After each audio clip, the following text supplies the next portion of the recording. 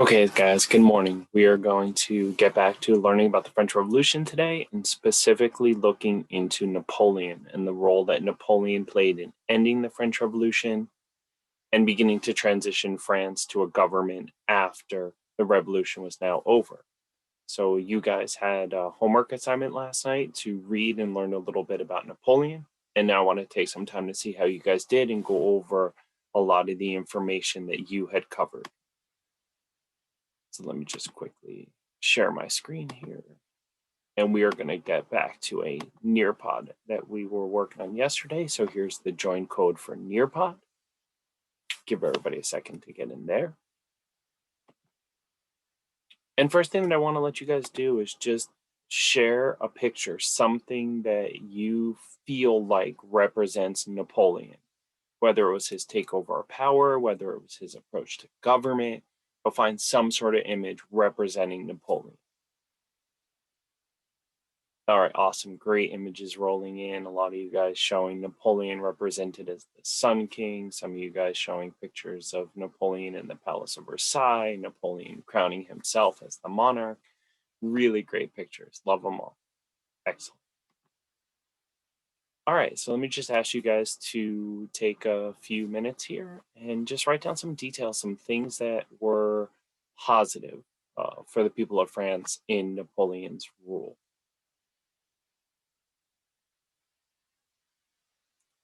All right, awesome. So I see a lot of great answers rolling in, people presenting and explaining about his education system, about the Napoleonic Law Code, about him instituting a bank, about him making an alliance and an agreement with the church. So these are all really awesome answers showing some of the positives. Anybody want to elaborate for us? All right, excellent. A lot of great elaboration. Oh, the dark side of Napoleon. So let's talk about some of the bad. Give us some bad details about Napoleon's rule. Yes, definitely talking about Napoleon's continental system and how that hurt the French economy. Talking about Napoleon's refusal to give up his exploration and attempts at conquest. Some people put the Louisiana Purchase and him selling the Louisiana Territory to the American government. Those are all really good details. Talking about Napoleon reinstituting a lot of rights and privileges to nobles and clergy people. Those would be all really good examples of things that Napoleon did that were absolutely bad for the people of France. Awesome. Really great answers.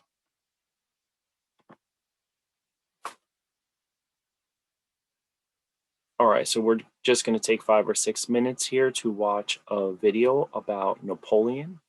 This is one of Ted's videos, and this is going to give us a little insight into whether Napoleon was good or bad, and it's going to present some different facets of the argument for whether Napoleon was good or bad. So, like we always do when we watch videos, please take down a couple notes. Really think about how the video supports or refutes what you thought about Napoleon and really look into some of the bigger details about how this video could help us to really understand Napoleon. Awesome. Great. All right, so now that we've watched the video, take a little bit of time to, kind of look at what argument in the video really kind of influenced or maybe even supported, your opinion, possibly changed it, and just give us a couple details of those parts of the video.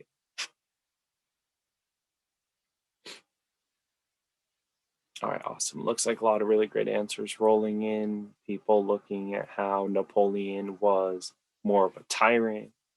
Some people looking at some of the positive things, listing out some of the positive things he did. So that's awesome.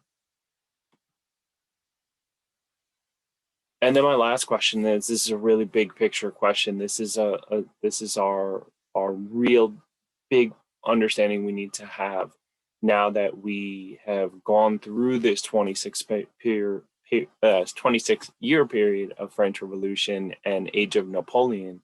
do you think the original revolutionaries would have thought the French Revolution was truly worth it?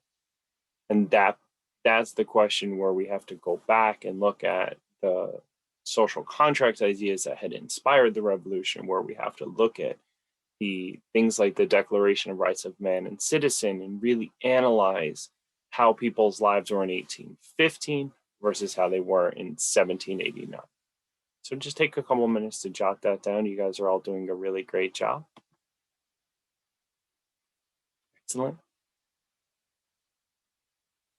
So I think some of the high points of the revolution were things like the Declaration of Rights of Man and Citizens, some of the legal protections that were now extended to all citizens, some of the rights being rolled back for the clergy and the elite, which really made the peasants unhappy.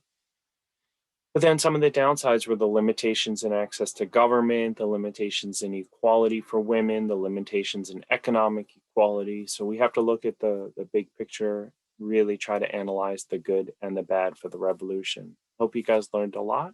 I look forward to working with you guys tomorrow.